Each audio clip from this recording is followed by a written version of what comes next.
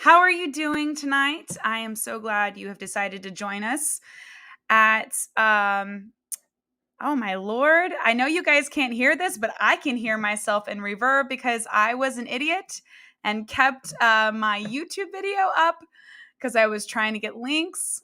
So silly. And now there's another one. One second. I cannot. Where is the other? Oh my lord. Okay, well, we're just going to keep going because there's some weird reaction happening here. So here we go. I tried to do a better intro than this, and I'm clearly missing. This is a very, very important episode. And what's important from this episode is what we're going to end up talking about today. So clearly there was a very I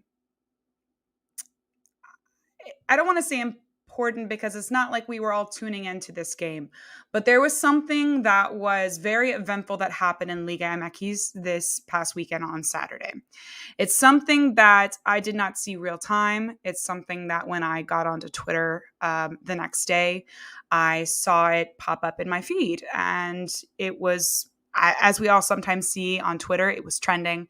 It was something that I was sort of confused about. And so I clicked on the Querétaro trending on Twitter, the Liga MX trending on Twitter, and I went and I looked at what was being put out on social media. If you are not aware of the game or the event, it was Querétaro against Atlas. It was a Liga MX game. It was in around the 62nd minute in that game that a fight broke out in the stands. If you have been one of those individuals that have been in the dark and have not seen the images or the videos that have come out from that event, I will warn you, if you are wanting to see what those are, it's graphic in nature and it's highly, highly disturbing to see. It was actually something I would never have thought I would have seen in my life in any way in relation to tuning in to watch a soccer match or people going to a soccer match in general. And it sort of flipped everything on a heel. You were sitting there and staring at these graphic, violent, almost and are trying to reason with what is going on and what had happened. Again, I'm seeing this on Sunday morning while I'm having coffee, and I'm just overwhelmed. And I had an urge to know more, and I had an urge to understand what was happening and what was going on, and you know, what was at the epicenter of this, and why something like this would have happened. And the two people I want to bring on, obviously one of them is a friend. You've seen him in the previous episodes that I've had. I'm going to go ahead and pull up the graphics so you can see. It's Persy Herrera, far out on Twitter, a good friend, and I'm going to go ahead and bring him in. Hello. So, Persy, are you getting reverb right now? I am. By the way, okay. Let me try and do this again. For some reason, somewhere on my computer, I am hearing myself in repeat, but I will, hopefully this will change everything. So I also want to bring on another special guest here. It is Odette Stone. So basically what ended up happening on that Sunday morning is, hello, Odette. Thank you so much for coming and joining and tuning in. And if you're getting reverb, guys, I'm sorry. I'm trying to fix the problem, but I'm going to sort of set the scene so I can fix it, but also let these two amazing individuals talk. So what ended up happening is Sunday morning, as I'm on Twitter, I'm seeing Odette's tweet where she's talking about this. This is something I never would have thought I've seen. My thoughts and prayers to all of the victims and the people that have been injured from this match, from this game. And I am confused. I'm seeing it trending on Twitter. I'm trying to figure out what's going on, and Odette was really helpful to me to understand and set the scene as what was the cause of this? Who was the cause of this? Why something like this would have happened? Why something like this, although the events on that Saturday were unprecedented, it's the first time something like that has grown to that escalation. It's also something that is, I don't want to say typical in Mexican soccer, but something that is It's not consistent. new. It's not new. Correct. So why don't you sort of walk us through and set the scene for the people who are listening? Yeah, sure thing. Well, thank you once again for having me. Heavy heart for sure. Definitely a heavy heart. It's been a crazy, few days for us who are Mexican fans of football, of soccer, because what we saw, even though we get used to, the banter, we get used to probably roughings, between fans outside of the stadium. Sometimes inside of the stadium, it doesn't really escalate that bad, you know? And what I saw that Saturday, like you said, was unprecedented, but I felt like it had been escalating over and over until it got to this point. There was you said a league match between Querétaro, Gallos Blancos, and Atlas. They both are a very passionate fan base. Barra 51 from Atlas, the current champions, and Resistencia from Querétaro, they're enemies. They hate each other. In 2007, Liga MX has Pro Rail. In 2007, seems like when it was starting, right? Querétaro needed to win to avoid relegation. And who's playing? Atlas is playing. And Querétaro wins 2-0. And Querétaro goes down to the second division of Mexican soccer. And since then, it just was a very much an animosity, between the barras. Barras weren't even introduced to Mexico until 1996. The Tuzos, Pachuca introduced the barras in 1996.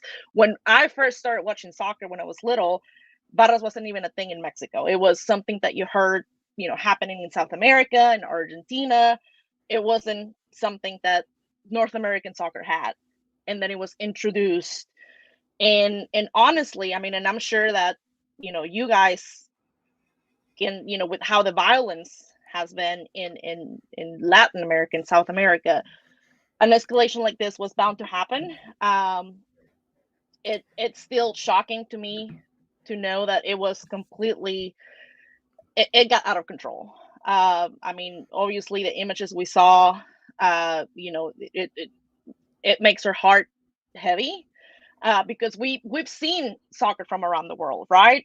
We Yeah. know how passionate fans, like our own supporter section, we're jumping, we're chanting, we're supporting. It's never escalated to that point where like players are running for their life. Where I saw pictures of families, with little kids Kids, taking their kids women without a hiding. shirt, Exactly. without a shirt, Yep. because take your shirt off, otherwise they're gonna come after you.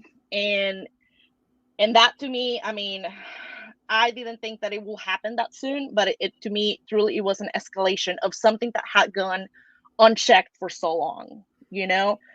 These barras, this truly, I mean, criminal organizations that, have plagued Mexican soccer for so long, and those animosities, and the fact that there haven't been truly consequences, like for smaller scale events that Right. have happened, like for example, 10 years ago in 2012, a 16-year-old Christian Bringus was stabbed to death outside the stadium.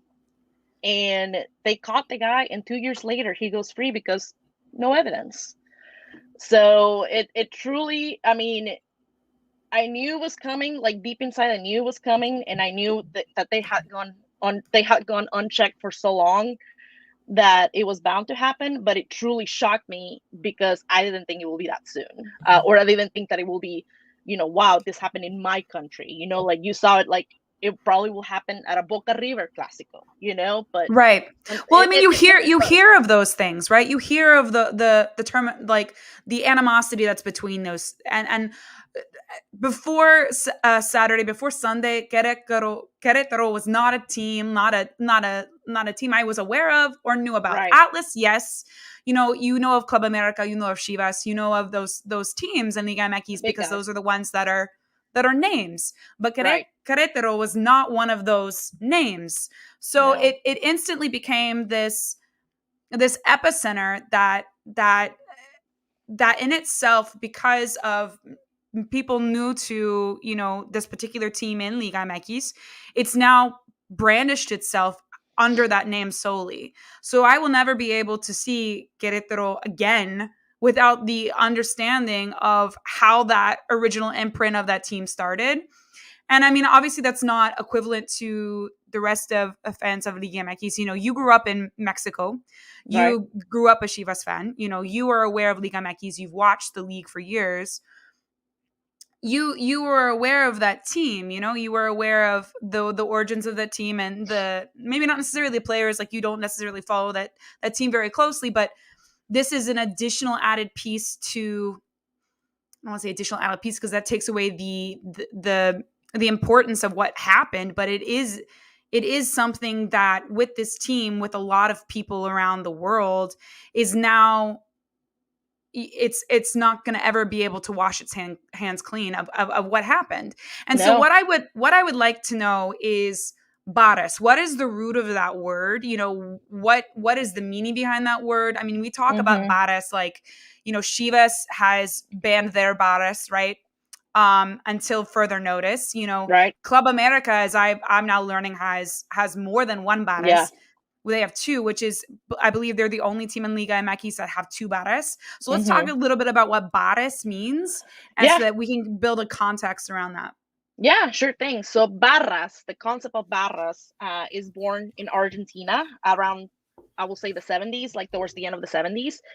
In essence, they're supporter groups, right? Like our supporter groups. They're supporter groups, but it goes even beyond that. They have musical instruments, the drums, trumpets, the tifos, that is very similar to what we see here in MLS and in America. But I want to say that nowadays, at least in Latin America, a lot of these barras have, I mean, links with organized crime, or it goes beyond that. Like I was reading, comments from the perpetrators, like when they got home that day and they got online and they said, like, we die for these colors. We die for these colors, and it doesn't matter what the, like the ending is. If we have to die, we die for these colors. That's obviously barra mentality. That's something that we don't have here in MLS. And it's something that, like I said before, it wasn't adopted in Mexico until 1996. So it truly is a South American concept that's been adapted into Mexico. In essence, is a barra is a supporter group, but it's a very, very passionate one that, they can perform or do criminal activities. So that's in essence what a barra is. And, now a lot of Liga MX clubs have their own barras. It's something that, now that you said Chivas has banned them for the time being. I don't know if, honestly, once you ban a supporter group and you get praise from it, I don't know if you can walk that back and let them in again, but, never say never. What But are the yeah, in essence, repercussions of that, though? In essence, like, okay, so you ban them from inside, but they can still congregate outside, right? right, absolutely. So, and then outside, there's even less security, right? And so now you got people that are outraged that they can't be inside. And Yep. now all the commotion is going to be out on the streets. And it's just, I feel like that's also a slippery slope, right? It is very much so. I mean, like, there's no database, there's no control of, who's really coming into your stadium. I mean, a ban the organized group can truly happen. But each person, I don't think honestly that Liga MX has that futuristic database or a way to keep track of that truly. Right. It ends up just becoming a problem, in the future of like you maybe suspend or try to remove the bias, but there's no way to necessarily remove the person that is in the bias, and they can always just say I'm not part of it, and then then where does that lie? But let's go back to the event. So it was the Querétaro match, and it was against Atlas in the second half. A fight erupts, right? Yep. From every conversation that I've heard about how the match sort of went, a fight erupted. And then what ended up happening is that fans who were trying to flee from the fighting in the stands fled onto the field, right? Yep. So there was a lot of fleeing onto the field to try to get away from the stands. And from what was discussed is that sort of was anticipated, that the fans would be fleeing from the stands onto the field. And it was almost like an entrapment for the Querétaro Baras to sort of congregate and start attacking Atlas fans. I mean, you've seen images of a father trying to shelter his son as, people were swinging at him. You've seen, again, if you haven't seen it, I don't necessarily suggest seeing it. I would just suggest listening to, sort of the commentary that we're giving today, because again, it is very graphic. It's very hard to watch. It was something I was not expecting to see on a Sunday morning, but it was there. And so you sort of have this epicenter of when the actual fighting started. And then what persisted from there was fans who were trying to figure out how to get out of the building, fans that were trying to figure out, do I need to take off my shirt? Do I need to switch colors? What needs to happen here for me to get out of the building safely and to be unharmed? And there was a lot of people that were in the crossfire there, of people who didn't necessarily know what was going on. And we saw a lot of violence, again, that I was not expecting to see on a Sunday morning, or expecting to see from a fight that is broken out in the stands. And to be absolutely frank, a lot of the images and a lot of the reporting that came out from that match, I think underplayed and undersold's not a great word either, but it underplayed what actually happened in the stands, and it didn't tell the full story. Yeah, absolutely. I think, we go to a soccer match with our friends and family because we want to have fun. We want to escape life. We want to unplug for a couple of hours, support our team, have fun. And I think it's heartbreaking that, this is something that now you cannot do, because you have this, criminals that, they probably don't even know the roster of your team, but they're there because they want to fight. I was very shocked to see that there were 0 security elements. I saw maybe 2 cops on like the videos that people posted on social media. But the videos to me is like the cops are doing nothing. They're either letting them in, which is again ridiculous. So, yeah, right. That was one part that I was a little confused on, because there were many angles of different scenes going on, but there was that one specific one. There was the POV of someone behind the gate, and then there was the one from the angle from someone looking down at the gate. And in both angles, it looked like security actually opened up the gate. Like I don't understand that thought process. Like, you've got them contained right now. I don't know if I missed anything, but like, it just seemed a little weird. But I know. Well, from what people are seeing from videos, and again, we live in a time, right, where social media now becomes like on-field reporters, people who are legitimately sharing videos and pictures from on site, and where we wouldn't have before had that sort of exposure to something like this. But there were multiple videos of police officers with people clearly running behind them to where you should be concerned as a safety officer and just blatantly ignoring it. Again, like you said, Persy, you see people opening the gates when they should clearly not be opening the gates. I mean, this is something that, from what most people are depicting, is that it's a organized effort, that this was highly anticipated. And a lot of Atlas fans are saying that they couldn't even walk in the stadium with a jacket, or like there were a lot of like with a hat stipulations for them about what they could bring into. But yet these guys were pulling out knives from their, there was an image of somebody holding a piece of wood with a spike on it. Where do you get that? The locker room. It's super normal stuff. But it is one of those things where you're sitting here and you're watching these images of these safety officers, right? And coming from somebody who's like, my experience of living and breathing live soccer is very limited, right? I've experienced MLS.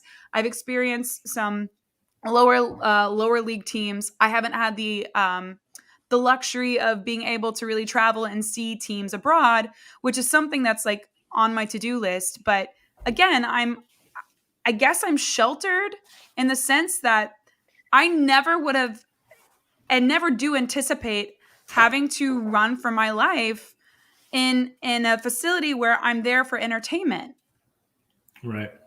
Yeah. Right. Yeah. Now, when I first saw all the images, and sorry, I dropped out before, so excuse me if you guys covered this already, but like my initial response, was like, reaction to it was just, oh, you got another crowd storming the field. I'm so desensitized by American sports or college basketball where everyone's just like rushing the field and celebrating, and I was just like, oh, because you'd read the captions, wild scenes in Mexico, and I'm like, oh, it's just another celebration, and then like it just kept on popping up, and I was like, all right, this is lasting a little longer. Finally, I looked at it, I was like, oh my gosh, like people are like they are terrified, and I'm just like, my goodness. But it also shows how desensitized some people like me could be to something that could be like completely just, people are like fearing for their lives in this scenario, and I'm just like, wow, that kind of sucks. I didn't really pay attention to it initially. Yeah. It's just not expected. Like I said before, you go to a soccer game to deplug, to have fun, to not think about like, oh, I'm gonna have to be running for my life. It's like I said, it's something that in Latin American, we saw in 2018 that River versus Boca game in Libertadores, the final had to be moved to Madrid because the bus got attacked. So it's something that, growing up Latina, growing up watching soccer, in South American soccer, Mexican soccer, European soccer, it's hooliganism. What happened is hooliganism that got out of control because Querétaro as an organization either it's not ready to have a professional soccer team because they obviously don't have the infrastructure, they don't have the security, the organization it's just not ready to have a professional soccer team because it cannot have its fans, its staff, its players safe. It got and that's out of extremely control. important. The safety of your fans, the safety of the people who are paying to wear the jersey on their back, the safety of the people who are paying to see them, whether they're traveling or at home, that is your base. That is who you should be catering to. And they left them alone, essentially, to be. I mean, and it was a home game. It was the Atlas away fans. It was the home bara that was doing this to away fans, which again, you're inviting people into your match and you're sort of, again, leaving them out without cover. So you make a great point. Go ahead. Oh, go ahead. No, I was going to say, I will say safety is definitely a primary concern, but it's also something that, having been, growing up in Peru and having been to a couple of games with my dad, uncles, and people that have taken me there, it's almost just second nature to be like, all right, you stay close to me because this could go crazy in just any second. It's you're programmed, you've grown up with it, things could go crazy. Whereas like you go to an event here stateside and you're like, okay, they've got metal detectors, they've got this, they've got that, they've got every precaution taken care of. Down there, it's kind of like, just like, hey, head on a swivel, things could go crazy, and you just stay close to me and you're good. So it's not, I don't want to say it's expected, but it's more common. So It's the part of the safe, culture. yeah, It's cultural. part It's of our cultural. culture. Yeah. Here you're like, oh my god, safety, and there it's just kind of like, it's soccer. So that's something that I do want us to talk about, but I feel like we need to get to a point first before we start discussing that. So, Odette, you made a great point about Querétaro not being organized or facilitated enough to really honestly be responsible for a team. Now, there were a lot of repercussions that came out for this game. One of the things I do want us to talk about, because it's been a conversation that's been had about just, I guess, trust for the South American government and Mexican government in general, is the number of people that they are saying are injured or are in critical condition or in the hospital, etc. Looking at the footage, looking at the videos, looking at, what was released and what was published on social media, as someone who's, engulfing that content, it's kind of hard and it's a disbelief for me to think that nobody perished at this match. I understand that what's been released is that nobody died from the match, which I know Zero that, deaths. right. I know that before we got on, we said we hope that that's the case, right? We do hope to truly believe the mayor and that nobody actually perished from this match. However, it's really hard to think, looking at the videos and the photos, that either one, nobody died, or two, that only 3 people are in critical condition. There were at least 6 to 7 people that I have seen that were motionless. A few who were in pools of blood. So it's really hard for me to think that only 3 people came out of this match being in critical condition. I mean, there was somebody who was interviewed for local news, correct? And he said that one of his friends died in the stadium. So again, it's this disbelief of what you're seeing and what you're hearing and what you were, engulfing. What you're being told. Yeah, what you're being told. It's a disparity of information. So where do you think we lie on this? I mean, clearly we all said we really hope that the mayor is correct and that there are 0 deaths, but where do we think we lie on this? Well, I just want to begin by prefacing that I'm not a conspiracy theorist. I'm usually, not one to think like, I got the vaccine, I'm going to have a chip in my shoulder. I'm not that person, You don't? I get good Wi-Fi on mine. Did you get the wrong one? You get high reverb too. Bill Gates is talking to me. Hold on. Nope, we're good. But being from Mexico, growing up in Mexico, and I'm sure that Persy can, being South American, being from Peru, there is that distrust of, what the government tells you versus really what happens. Mexico, the war on drugs it really has done tremendous damage to my country. It's, truly the reason why I'm here, just because, cartels really run the country. It's sad to say, but it's truly true. And we've seen instances where, like in 1968, like the police disappeared so many students in Mexico City. A few years ago, the police also disappeared 43 students that were protesting against the government. And then you see these images on Saturday, and you see, I mean, there was carnage. We saw people being hit. I mean, I at one point, and by the way, guys, really do not go look for those videos. Those videos are horrible. But you see like 6-7 guys kicking, hitting one person, and it's hard for me to believe, and I really do hope that the governor Curry is telling the truth, that there's only 3 people in critical condition, that only one person lost their eye, that that's the worst thing that happened. But like you see people online in video like giving interviews that like my friend died, my other friend died, they came with us from Guadalajara and they're not coming back. it's hard, it's hard to believe. But like I said, I mean, I really don't want to get to a point where like I'm speculating over someone's life, because it's really not my place. Even though I saw all of this media and all of this so-called evidence, I truly wasn't there, and I didn't go with with someone to be like, yeah, so and so died. But it is hard, and I get that, because there's that mistrust from the government not being 100% transparent and honest with its people. So I get the distrust. Sometimes in the back of my head, I'm like, like, well, where did that, 17? Because at the beginning, everyone, and I don't know if you guys saw on Twitter, everyone at the same time was reporting that 17 people had died. 17. Yeah. Right. And that people, that were reporting those are legit journalists, that have been always really trusted sources. So I don't know. It's a really, really sensitive topic. And I really, like you said, I really pray and hope that it wasn't truly anyone who died. But it's hard. It is hard to believe, and I can see why people have that, misconception and that mistrust from the government, saying that, like, hey, there was no loss of life.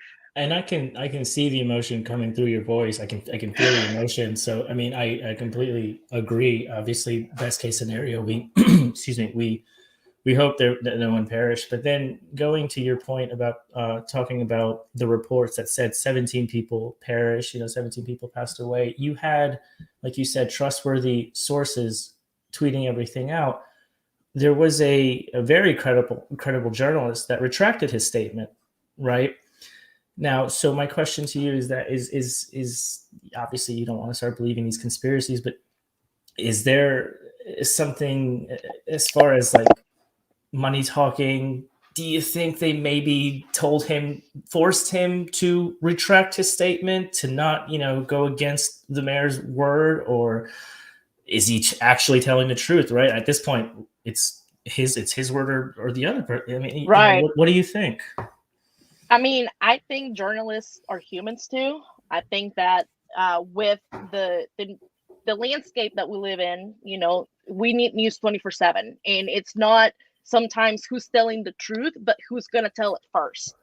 And it's, I mean, I didn't. I saw it from several people who tweeted that it was 17 people, not just that person. Mm-hmm. If we say, hey, people really died, but you have to retract this because we're gonna make up the truth, and we're just not gonna put it out there.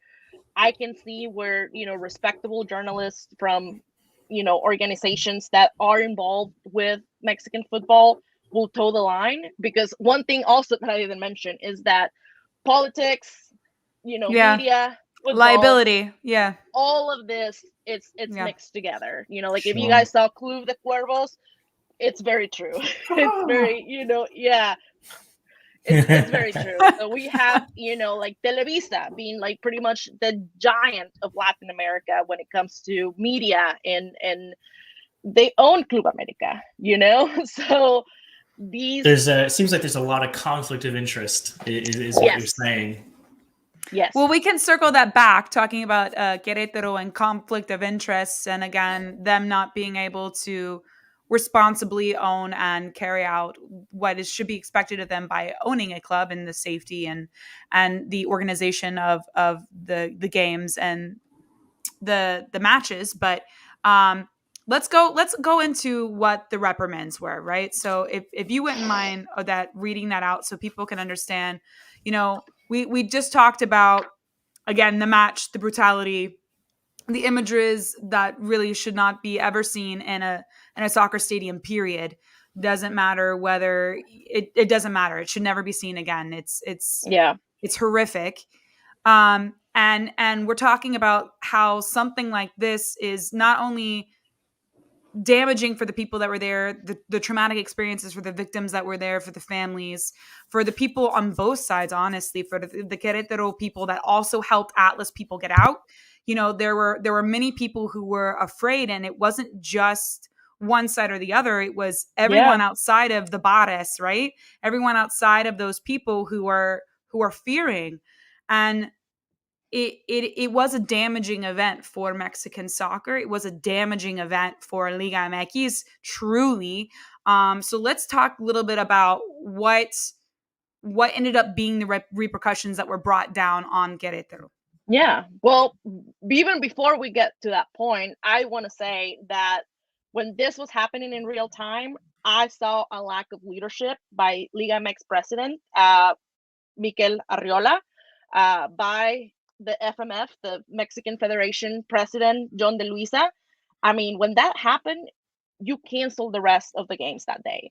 You don't wait and see. I mean, you're seeing it in real time what's going on. You do not wait and see what's going to happen. I mean, up until yesterday, there were no warrants for arrest. Like, no one had been arrested for what happened on Saturday. So I do want to say that, in my opinion, there was a lack of leadership. There was a lack of, rapid response to what was going on. I mean, it wasn't just a fight. It was probably the darkest day of Mexican soccer in its history, period. The ramifications for Querétaro, a lot of people were saying that, hey, this club has to be disaffiliated from the Liga MX. We have to kick them out. What they did was unforgivable. And, reports were saying, on Tuesday, the owners of Mexican football, the clubs, they were the ones who were going to decide the future of Querétaro. Reports were, I was seeing that, some owners wanted them to be gone. I was honestly expecting Querétaro to fully be disaffiliated just because of, the magnitude of the issue that happened. But honestly, I was embarrassed and shocked to hear what the punishment was. So here's the punishment. Querétaro lost the game to Atlas 3-0. They forfeited that game. Atlas got the points. They got a 1.5 million pesos fine. And this is not even dollars. This is Mexican pesos. The front office got disqualified from managing Mexican football for 5 years. The owners, Grupo Caliente, the owners of Querétaro, have to sell within this year the club. Corregidora, the stadium, and the team is banned for 1 year. For 1 year. No home matches whatsoever for 1 year. The barra is, the Querétaro Barras Resistencia is banned from away games for a year and from home games for 3 years. And finally, Atlas, the Barra 51, is banned for 6 months to attend matches. So I just quickly did a currency exchange there, and that's only $72,000. Yep. Yep. That fine is ridiculous. That's how much they got banned. Yeah. That is okay. So one, I think we're all in agreement that this is a very soft and somewhat kind of ridiculous and almost unacceptable result from what the match was this past weekend and what the events were. As like you said, it's the darkest day of Mexican soccer. What one do we think it should have been, and then two, what comes of this now that the ban is so light? In my opinion, it's very, very light. The fact that the Barras is not only away, is only banned for 1 year. That's ridiculous. I would have thought that it would have at least matched the 3-year home ban, because that in itself is like, if you're going to ban them the same equal time. Don't let them travel, because then so that's where we'll start. But like, clearly we all believe that this is way too little of repercussions in general. What should they have been to even make up the small amount that they could make up for something that was so it was the magnitude of it? So there was a couple of things that, when I was looking at it, it looked like they would suspend all future games. I was thinking they were just going to cancel their entire season. I started thinking about it, and I was just like, okay, well, what they're doing by letting them finish out the season or play their games is with no fans or anything like that. It's trying to hurt just them financially, because I guess there are other repercussions to, like, if you're playing away with other teams, they have to account for their money with their merch, their concessions, everything like that. So you can't really hurt the other teams that already have them on the schedule. So I was just like, okay, well, that makes a little more sense. But then there's the other extreme where you had people calling out for stripping the World Cup completely and doing all that, and honestly, no, that's silly. I think that's too much. I think you can't hold an entire country, you can't hold them accountable for something that,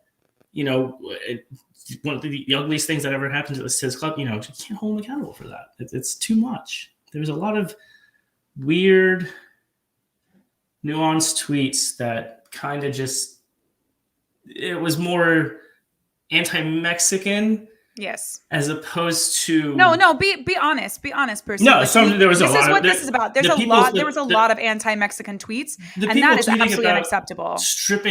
Doing all that, I was just like, it's very racist. All of a sudden, I'm just like, holy crap! And I'm like, very open to a lot of things, and I'm looking at these tweets, and I'm like, that's just that. I think there was a lot of racist comments there. I was just like, my goodness. Yep, it sucked. Reading all of that, I mean, on top of, like, you're raw from seeing all of that and knowing that this happened in your country and this happened to the beautiful game that I love and that we love. On top of that, having to read all of that, it honestly sucked. And I hate to say it, but a lot of that vitriol came from United States men's national team fans. Bringing the rivalry into this. And I'm like, people are dying. Like, So you're saying that there are U.S. men's national team fans who should maybe watch what they say on Twitter?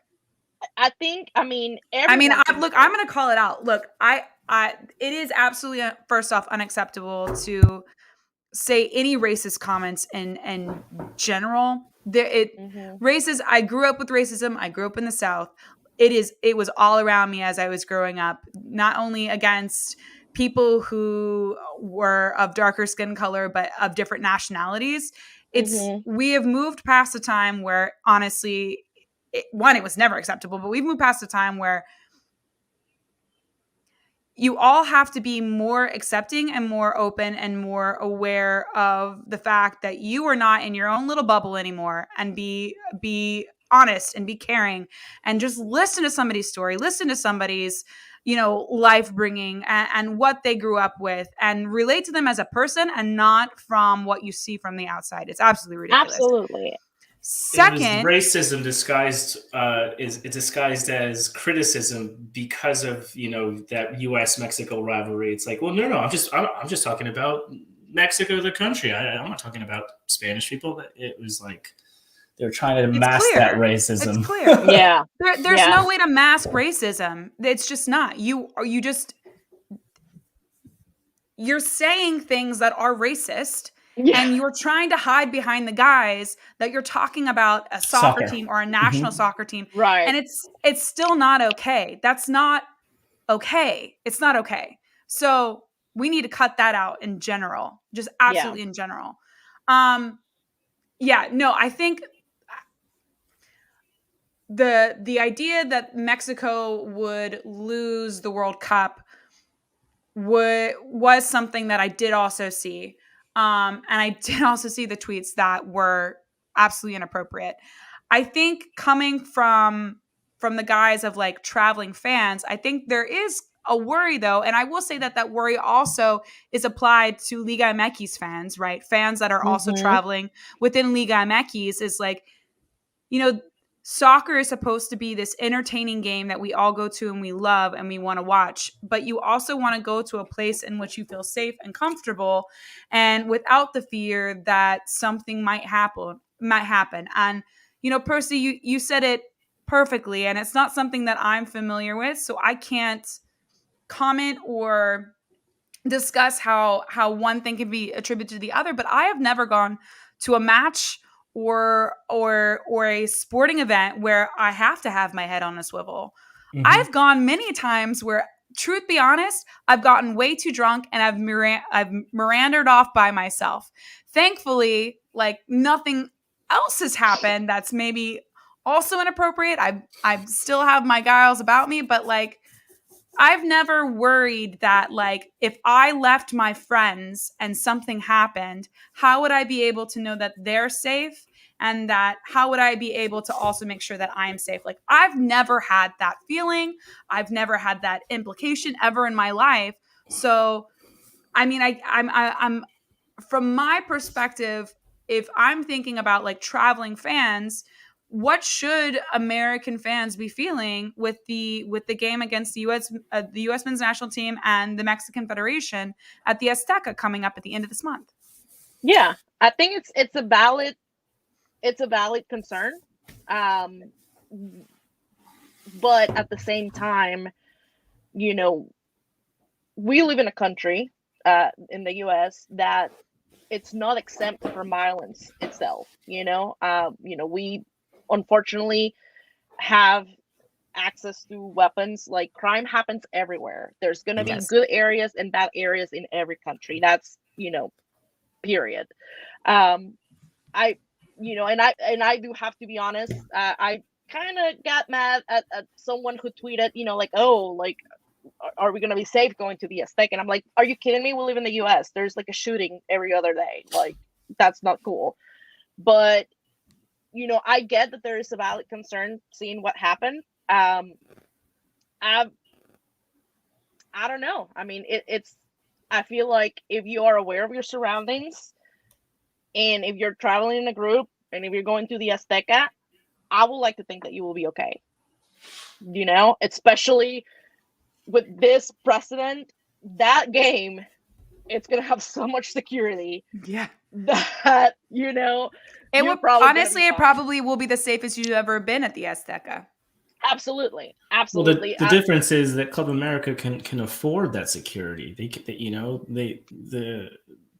The smaller clubs may not have a budget as high, right? And obviously, when you're playing an American team, then that means security is going to be intensive. It's going to be over the top, right? Yeah. Because the lawsuits that could come from there. And I think that's also another thing where here in the States, the reason, and stop me if I'm wrong or if I'm going too far, but the reason there's like that big concern over safety is that there's a whole lawsuit aspect of things where if someone falls down inside a stadium, they're going to sue the hell out of MBS, right? They're going to do everything. Right.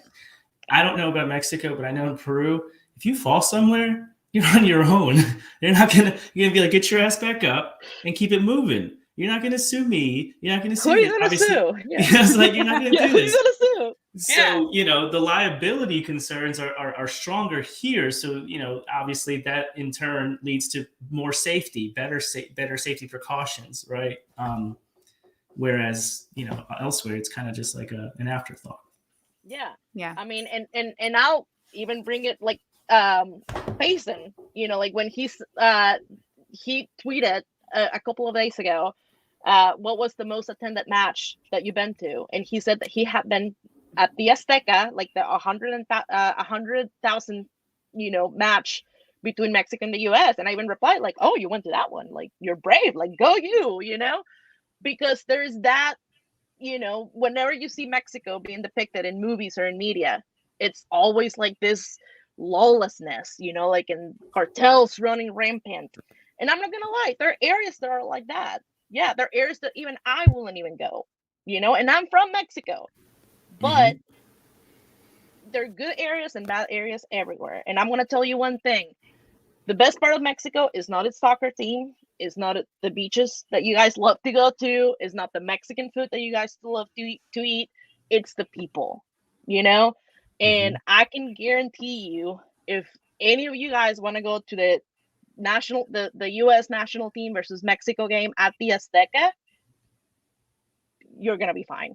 You're going to be fine at the stadium because it's going to be secure. And because we love to banter. We love to banter with, with the Americans. We love to banter among each other. It's just the nature of the game. I think, honestly, I see where the concern comes from, especially because this just happened.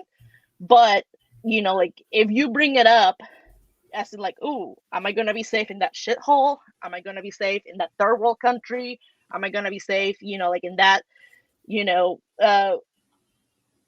that's just racism hidden behind soccer. Right. Yes. Right. That's what I'm Correct. like, okay, like, that I take issue with. Because I mean, and then not to get too dark, but it's similar to time heals all, first of all. So in a few weeks, right. It's going to be like, okay, yes, that happened, and it's going to be you're not going to be as emotional, kind of like movie theaters, right? You still walk into a movie theater, right? You still go into crowded places. Of everything going around in the States. Of all the mass shootings in the States, but you still do it. You still go to it because you're not expecting it to happen. And if you're going to be that worried about, like, am I going to be safe? Don't go.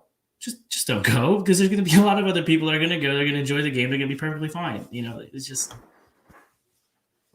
There's, like I said, good areas and bad areas everywhere. And so it's not just because it's. Go ahead. Yeah. Do you find that this event affects Liga MX more than it affects the Mexican national team? Yes. Mm-hmm. Yes. And I'm going to tell you why. When I read tweets like, oh, they need to take the World Cup away from them, what did I do? I laughed. Why? Because FIFA, they like money. Mm-hmm. CONCACAF, they like money. Mm-hmm. And Mexico's third, and revenue streams for FIFA and CONCACAF. So in the whole world. Yep. It's what a World Cup, it's going to be the host nation, it's going to be Brazil, and then it's going to be us. Well, also people are expecting FIFA to sanction them this way. I mean, you have that chant that they may still do, and they got a slap on the wrist if anything, right? They got was it no credits for the female team for the not even the man, like the men's team. Like, are we cussing here, by the way? Yes. Okay. Bullshit. That was bullshit. That was bullshit. I was so mad. Listen. That is something that pisses me off to no end. Mm-hmm. It has to be eradicated. I don't know what. It got to a point where actually it didn't happen in Mexico anymore. It happened here when the Mexican national team will play in the States, and the immigrants from Mexico who live here and went to see the game did it. And I'm like, no, we don't do that. Like, no. And matter of fact, I'm seeing a line and I'm like, seriously, like, you guys know that Ben Affleck meme where he's like outside with, like, a smoking a cigarette. Yeah. Yeah. So that's been me all day, because I've been seeing online people like, oh, so we're not happy with the punishment that Querétaro got. So what are we gonna do? We're gonna go and scream so FIFA can fine the federation, and that way, they'll pay more. And I'm like. But it's just like it's a double-edged sword, man, because obviously FIFA loves their money, and you're not and you're only gonna sanction them in X amount of ways. But then, being that the fines are so little, again, $76,000, $72,000. It's such a small fine. What's stopping a person from doing that? And then I saw that there were arrests made. Have there been any convictions? Is there time speculated that they'll be serving? Because if that's the case, I guess it also adds into like what they're going to do. And if someone walks into it's like, can I get into a fight right now? Is it only just going to be a year ban? Is that it? I mean, what's stopping me, right? What's stopping me? My brother got banned from Orlando City from the stadium from Orlando City for, I think, just literally just protecting himself, like pushing himself, like just kind of doing that. He got banned for a year for just that. So if these guys can go ahead and get, just literally like just mangle people, attempted murder, and get the same punishment. Murder, aggravated battery, attempted murder. Yeah, that's unreal, right? When you're getting heated in the moment, and you think about it, you're like, well, just a year, all right, fine, boom, all right. Yeah. No. So far, yesterday, there were 10 arrests. So 10 people have been arrested. Okay. There were 26 search warrants. So they're working on it. I mean, it will take time, but they're working on it. I feel like thanks to social media. yes, thanks to Faces are social media, everywhere. and that, pretty much the eyes of the world are in this state right now and how they're going to respond. Obviously, I was pushing for disaffiliation from the team. I'm like, listen, two very important things. One, you need to set an example so this won't happen again. You need to set an example. And I know, even before we started the show, I was like, well, what if this had happened at Club America, at Monterrey, at Tigres, at Chivas? Are we going to call for their disaffiliation? Are we really, really calling for Querétaro to be disaffiliated because they're a smaller brand, they're a smaller club? What will have happened then? But honestly, I think that one, Mexican soccer had the opportunity to take a stand and be like, we're not for this. This is not who we are. We're going to eradicate this. And two, they really have the opportunity to dismantle that barra culture that has been poisoning or stands or our game in our country, and they didn't do that. Chivas completely out, like completely outside of the situation. A third party decided, you know what, we're gonna go ahead and ban this for the time being. I'm hoping that truly will be forever, but for the time being, we're not going to allow barras in. Mexican soccer and the Mexican Federation had the opportunity to run with this and show the world that this is not who we are. We're gonna disband this culture. We're gonna ban barras. We're gonna disaffiliate this team that truly The machismo sort of. the machismo, and take the stand, and they really didn't, which is really disappointing. It's really, really Do we disappointing. see any other clubs following suit of Chivas? Do we see Tigres possibly banning? I mean, we've talked about Club America and they're probably not going to be barring theirs at all. But I mean, Pumas, do we see any other clubs following suit and following Chivas in this? I think the owner, it's going to be a wait and see if Chivas, with this measure, which truly was the late owner of Chivas, Jorge Vergara, had been pushing for this when he was alive. That we want to eradicate this. I don't want this. And the other owners were like, no, we won, because it helps your brand, right? When your game is being televised and you have people that are chanting and like screaming and jumping up and down, it helps your brand. It tells the people like, I want to be there. I want to go to that game. It looks fun. It looks like your brand is thriving, that your team is thriving. I think it's going to be a game of wait and see. And if Chivas really gets a good reputation from this, it's able to maintain the attendance levels without the barras and the good PR. I think other teams may follow suit. Once again, just because the barra culture is something that Mexico adapted from Argentina. But it's a game of wait and see. If Chivas does it and does it well, I can see other big teams following suit, especially if the violence continues. Hopefully you won't, but if other incidents happen, I can see them following suit. But if they walk it back and they allow the barras again, if this didn't disband that culture, I don't know what will. I think it's going to be a lot like how it's received by the masses, right? It's kind of like with like BLM and everything. Before it gained traction, the NFL was unfortunately they were strongly against it, right? They didn't want it, but then they realized, oh, people are actually for this. Oh, like this, there's a big backing behind it. Oh, we should implement it more. We should implement it more, do it before. And then so it sucks, but it's like kind of like, it's money driven, it's like, what's going to get me more fans? What's going to get me more viewers? What's going to do this? So it's like, we're not necessarily behind it, but hell, it's making us money. Same thing with the Maras, right? They may not agree with it, but if it's received well by the public, they're going to do it. If there's a big public outcry, it's like, why the hell are you doing this? I feel like it's just going to kind of like dissipate. Yep. Yeah. Let me tell you, the response that I've seen online, mine included, for what Chivas is doing has been very positive. They're seen as the trendsetters of like, hey, they're doing the right thing here. We're completely outside of the situation, and they're being the leaders right now. It's being very, very positive, but is it going to translate once the games are happening? I don't know. What do you think about the statement that came out with Club America and Chivas in the Clásico that's coming up for that? I think it's very important, honestly. Chivas Do you in want to give America. Do you want to give them a little context of what that is? Yeah. So the Clásico Nacional, which is Chivas in America, Chivas de Guadalajara, America in Mexico City, the two biggest clubs in Mexico. It's the rivalry, right? You think of Boca River, think of Madrid, Barcelona. That's Atlanta Chivas in United, America for us. Orlando. Orlando, Clearly. right? Clearly. Obviously. So whenever this, I mean, it's the biggest game in Liga MX and in Mexico Don't whenever laugh, this Persy. happens. Don't do it. Or Charlotte would have you say it's Charlotte Atlanta, but I mean, honestly, at this point in time, the actual like comparison for me would be Atlanta United versus LAFC.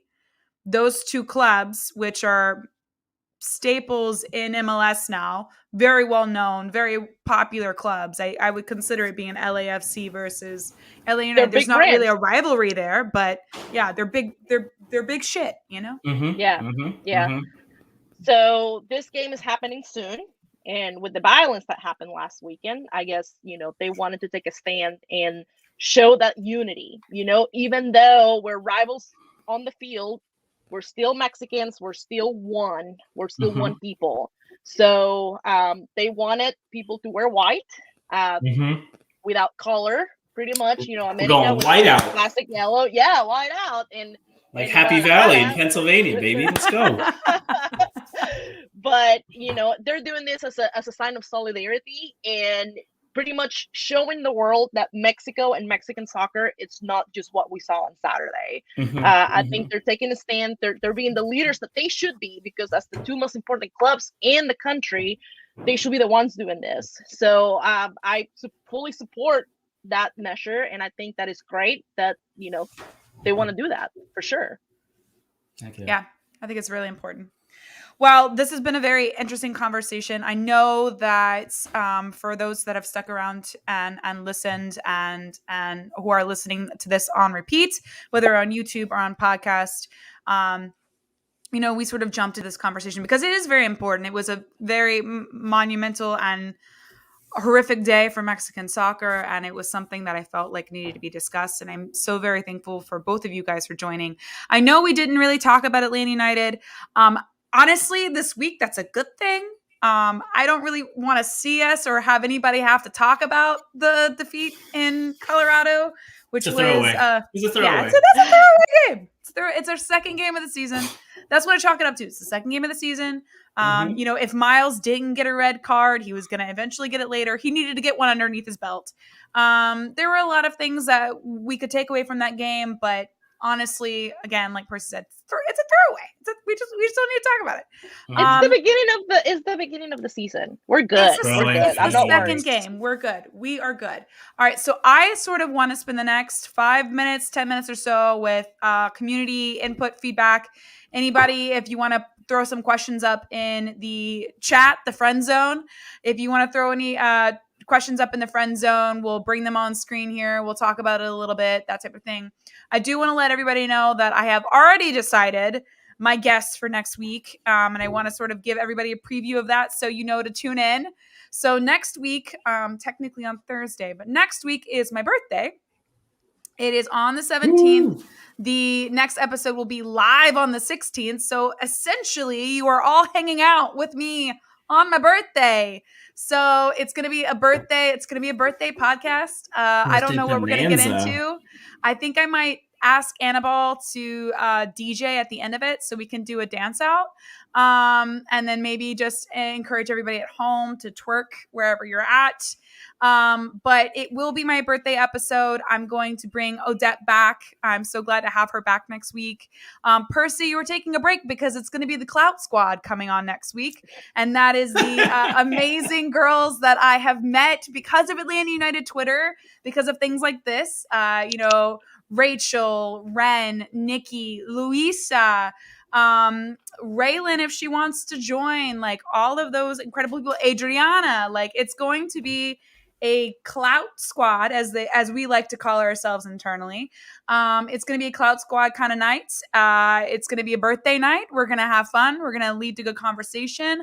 I might encourage the chat to just start sending in random questions. So Persy, if you want to cause drama, like you sometimes like to do, you can just get into the friend zone and start basically throwing some questions in there. Julio had a great question. How many flares can we light on Sunday? I have learned to say that more the better. I have been told that apparently the flares was a big issue. So I've been told the more flares, the better. Bring as many flares as you guys want. Light them on fire. As long as I'm not next to you, underneath, or somehow close to my face, we're fine. That was just the problem last week, as I was way too close to the flares. Way too close. Were any of you guys close to the flare? Was I the only one that has a flare You're issue? the only one. I was but pretty hey. far back. Hey, the closer to the light, the closer to God. That's all I'm saying. And Chico, when you say you'll finally be there, do you mean you'll finally be at your first home game of the season? Or, I mean, this is a big one. This is against MIA. Charlotte. This is our new local rivalry outside of Orlando. How are we feeling heading into Charlotte? I mean, Charlotte hasn't really shown much to begin with, but we also had a really crappy game this past weekend.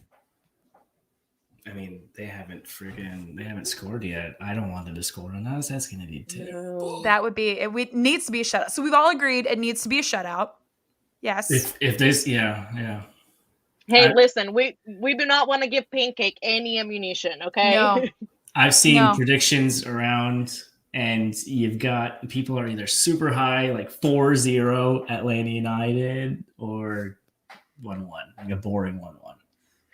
Yes, finally coming back to the home game for this season. All right, Chico, heck yeah. So obviously Julio says that's the right answer. It's got to be a shutout.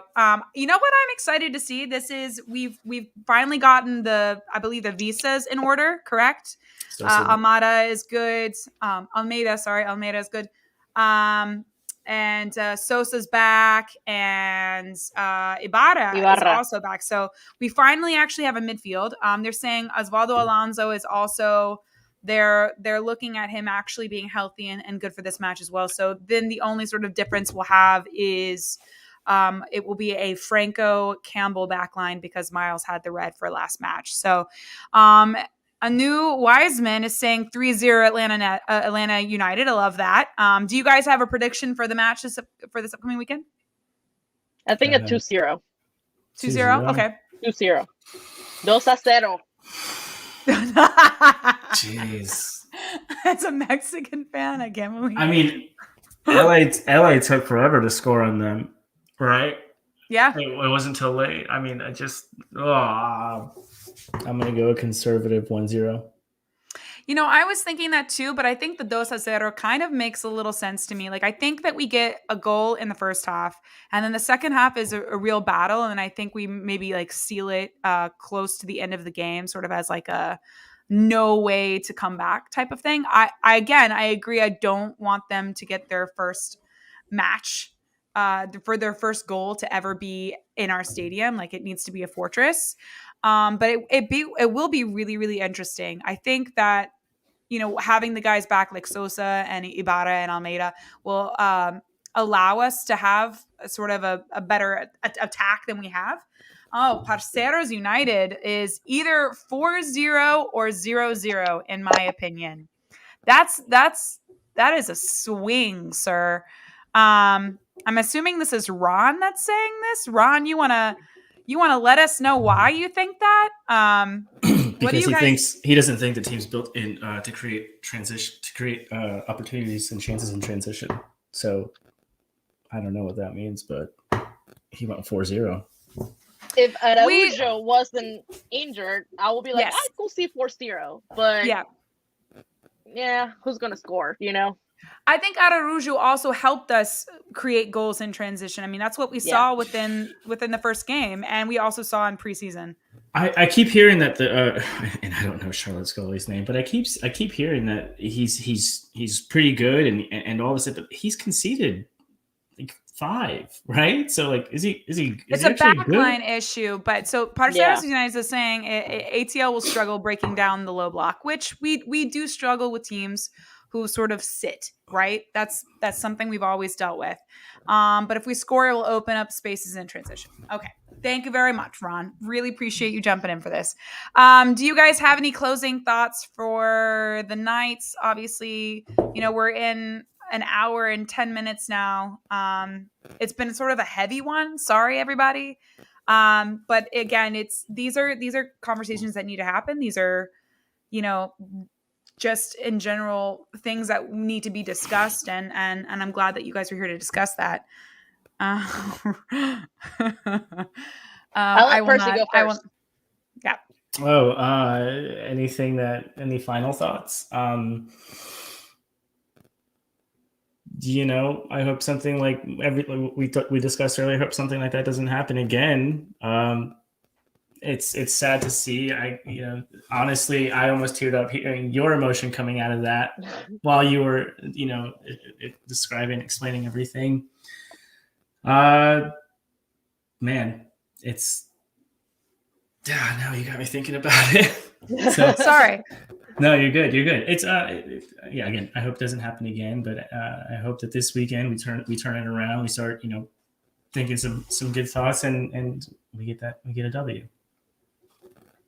So I'm gonna do mine, because I think that Odette should definitely lead us out of this conversation.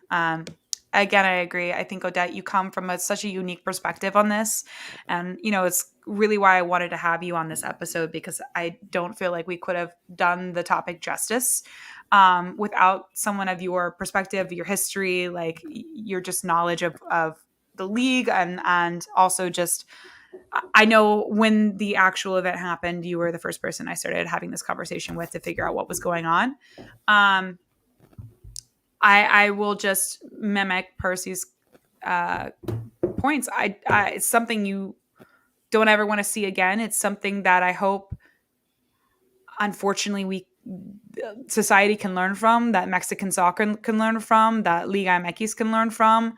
If this leads to profound change, then that is the best result of this. But heart is out to the victims, the people who have been injured, the people who are traumatized. Because again, that's on both fronts. That's both Querétaro and Atlas. I mean, you're talking about two particular places that are going to be feeling the repercussions of this for a while. So I would just say thoughts with them, and I hope that this does lead to some profound change. Yeah. My closing thoughts and what I want to see is our national pastime, our sport, go back to basics. Go back for it to be the place of having fun, family-friendly fun, where you can see your friends, when you can see your team win, and just have that clean passion. To me, honestly, I want the barra culture eradicated from Mexican soccer, and for it to be back to the place where you can take your kids, you can take your parents, you can take your friends. So that is my, obviously I don't ever want it to happen again, but I will say my closing thoughts and my wish for Mexican soccer and Liga MX is to go back to basics. Yeah. All right. Well, thank you again so much for coming, Odette. It was wonderful to have you. I look forward to having you on again next week. Percy, as always, thank you for being a friend and hanging out with me. You will not be back next week, but you'll probably be back the week after that. So it is what it is. Thank you again, everybody, for watching and for joining. If you were watching this live, thank you. If you are listening this on podcasts, or you're listening this back on YouTube, thank you guys so much for participating and listening to the conversation. This is what we like to do. We like to talk about soccer culture that also bleeds into life in general. We're a little less about the stats, more about the feeling. I have been told I need to pump this more. So if you like this, great. Please, on YouTube, like the video, comment. If you feel like you've gotten something out of this, comment. If you really, really like this, subscribe.